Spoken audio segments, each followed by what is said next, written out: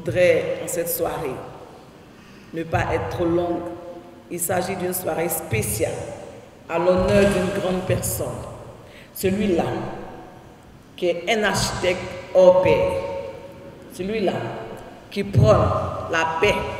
Et je m'exprime ici ce soir en tant que médiatrice de paix, en tant qu'ambassadrice de la paix. Et dans le contenu du message qu'il a pour la nation, il s'agit de la paix. Pas la paix qui est bizarre, pas la paix qui est semblante, mais une paix réelle. Plusieurs personnes sont passées, ont parlé de paix. Des institutions sont passées, ont parlé de paix. Mais nous avons encore des blessures dans le cœur. Mais cette personne-là, d'une manière spéciale, je disais tout à l'heure, architecte hors pair, qui a été ambassadeur dans plusieurs pays islamiques.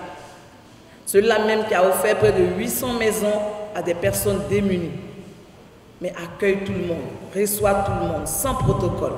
C'est de ça qu'il s'agit. C'est ça qui est la paix. Et c'est pour cela ce soir, d'une manière spéciale, l'Association nationale des chefs coutumiers de Côte d'Ivoire et notables de Côte d'Ivoire a décidé de dédier cette soirée de manière spéciale à ce grand homme qui est M. Babili Tambili. Dans ce pays, il y a eu beaucoup de crises qui se sont déroulées. Quand on regarde l'atmosphère de la cérémonie, je suis déjà très heureux. C'est une chanteuse atier qui vient de passer. J'ai vu Baoulé, et puis ainsi de suite. C'est cette cohésion que la Côte d'Ivoire recherche. C'est cette cohésion, ce sont ces repères que nous avons laissés derrière. Mais en même temps, on va être foutiste. Il y a un problème. Dans cette salle, qui peut me dire quel est le plus grand parti de la Côte d'Ivoire? Le plus grand parti de la Côte d'Ivoire. Je vous réponds, le plus grand parti de la Côte d'Ivoire, c'est la Côte d'Ivoire. Il n'y a pas un parti qui est plus grand que la Côte d'Ivoire. Ce qui nous inquiète, et ce qui nous inquiète, et je le répète 1000 fois et partout, il y a problème. Des gens parlent ainsi comme on n'avait jamais vécu une crise en Côte d'Ivoire. Des gens parlent ainsi comme ils avaient le monopole de la violence. Des gens parlent que quand ça pète, ils ne sont pas là. Nous, cela nous inquiète. Parce que ce qu'on est en train de voir à l'horizon, il y a problème. Il y a lieu de nous inquiéter.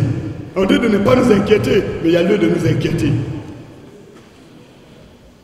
Donc, nous, la Fédération nationale des victimes des crises ivoiriennes, on exhorte les uns et les autres. C'est ensemble entre nous ici. Personne ne viendra nous réconcilier. Personne ne viendra dire de faire cohésion sociale si ce n'est pas entre nous-mêmes.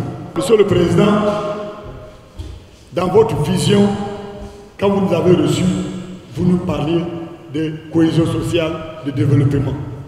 Vous aviez dit, c'est pas que je ne peux pas être candidat, mais je ne peux pas être candidat dans le brouhaha. Je ne peux pas être candidat pour laisser mon peuple interne s'entre-déchirer. Il faudrait que tout soit unifié, il faudrait que la réconciliation, la cohésion sociale soit vraie et non au bout des lèvres.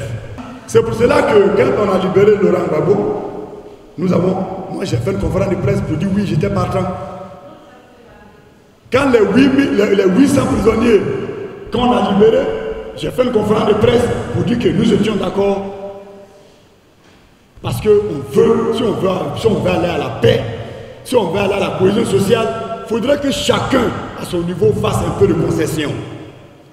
Mais on ne peut pas rester en bras de fer et puis aller à la réconciliation. Ce n'est pas possible. Chose bizarre, jusqu'à preuve le contraire, on ne nous a pas encore dit qui a créé ces crises. Quand la Côte d'Ivoire brûle, c'est nous. Je vais toujours parler parce que moi, mon parti, c'est la Côte d'Ivoire. C'est les Ivoiriens. Mais nos enfants pleurent parce qu'on a coupé leur salaire. Salaire que Oufo-Boye n'a jamais coupé là, on l'a coupé. Il y en a qui se permettent d'insulter nos enfants, des enseignants. Moi, je n'ai pas fréquenté, hein. Je n'ai pas fait CP1. Ils ont laissé le problème. On ne sait pas à quel niveau ça se trouve. Ils ont repris le service. On est content. Chez moi, ça ne se passe pas comme ça. La Côte d'Ivoire, là, il faut qu'on se dise la vérité. Ah, moi, si on me met en prison, ça serait encore bon. Parce que de la prison, on devient président. Donc, bien, je serai un jour aussi président. Mais la politique ne m'intéresse pas. N'ayez pas peur. On n'a pas volé. Quand il s'agit de la Côte d'Ivoire, il faut qu'on dise. C'est nous qui allons parler de la réconciliation. La paix, là, c'est les chefs. Ce n'est pas les hommes politiques. Ils parlent de leur poche, de leur intérêt personnel. Merci. Président, ce n'est pas à cause de ta beauté. C'est parce que tu prends la paix. Ce n'est pas l'argent qui fait le tout. C'est la façon de parler. La façon de parler. C'est ce que tu dis là qui nous encourage. Tous les jours, on est avec toi. On a des problèmes. Nous voulons faire le tour de la Côte d'Ivoire. Nous recherchons la paix. Et comme toi, tu veux toujours la paix, chaque fois que tu parles, c'est de la paix, la cohésion sociale. Comme c'est lui, pour l'instant, qui a accepté de nous aider. Et partout où il passe, il parle de la paix. C'est pourquoi j'ai eu le courage d'appeler ces vieilles personnes pour te dire, nous, on t'encourage. Je voudrais donc que la Côte d'Ivoire revienne dans une situation normale. Cela ne peut se faire qu'avec vous, les papas. En vous achetant un véhicule pour votre mission, pour moi, c'est un devoir, même une obligation, de vous demander de sillonner la Côte d'Ivoire pour réconcilier vos enfants.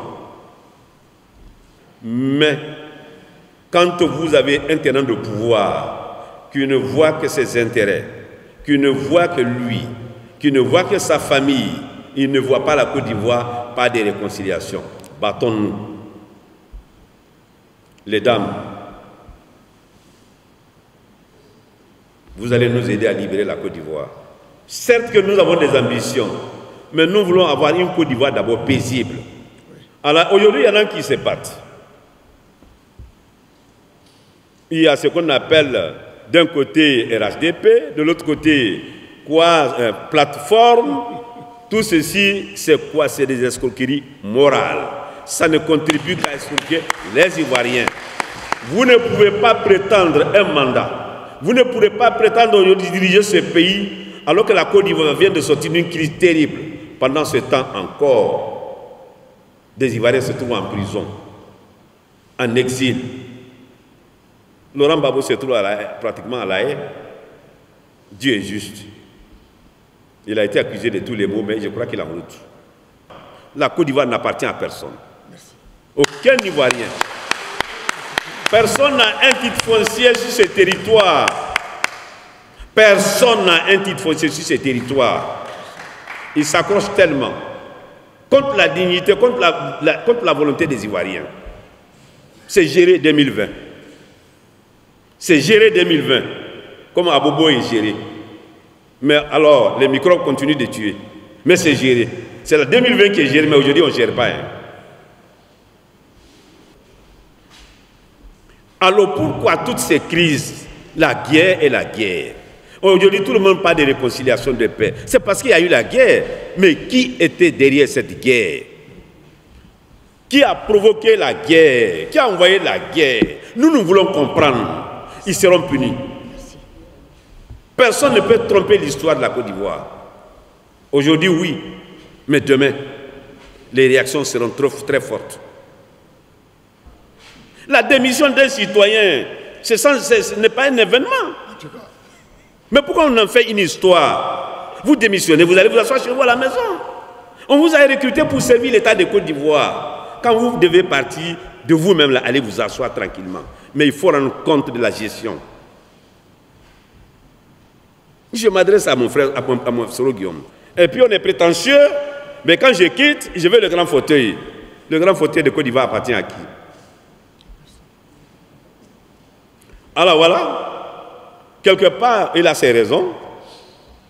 Parce que quand on parle de la démocratie, cela veut dire que chacun de nous est libre de créer un parti, de s'exprimer, d'aller où il veut et de désigner qui il veut. Mais quel est ce pays où aujourd'hui, dès que tu dis « je ne suis pas d'accord avec toi », si tu n'as pas là, tu te retrouves entre les mains des policiers, tu es en prison. Faites attention, hein, mes enfants, les policiers.